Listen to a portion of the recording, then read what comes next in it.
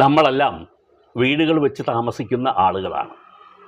അങ്ങനെ താമസിക്കുമ്പോൾ അയൽപ്പക്കത്തെ വീട്ടുകാരനെ കൊണ്ട് നമുക്ക് ചില സ്വൈരക്കേടുണ്ടാകാം, ചില ഉപദ്രവങ്ങളുണ്ടാകാം.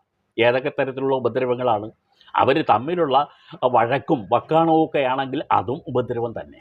നിരന്തരമായി ഒരാൾ മദ്യപിച്ച് വന്ന് അയാളുടെ ഭാര്യയെ എടുത്ത് തല്ലുന്നു, ഭാര്യ കരയുന്നു, മക്കൾ നിലവിളിക്കുന്നു, അത് സ്ഥിരം നമ്മളെ സ്വൈരത കെടുത്തുന്നെങ്കിൽ നമുക്ക് പോലീസ് സ്റ്റേഷനിൽ പരാതി കൊടുക്കാം.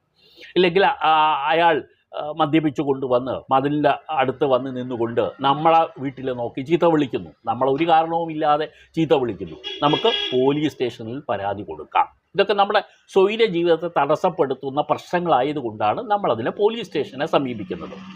എന്നാൽ ഇതല്ലാതെ ചില പ്രശ്നങ്ങളാൽ നമുക്ക് ഒരു പരാതി കൊടുക്കേണ്ട സാഹചര്യം ചില അയൽക്കാർ ഉണ്ടാക്കും. എങ്ങനെയാണ്? ആ വീട്ടിലെ പറമ്പിനകത്ത് കാട് കയറുകയാണ്, അയാൾ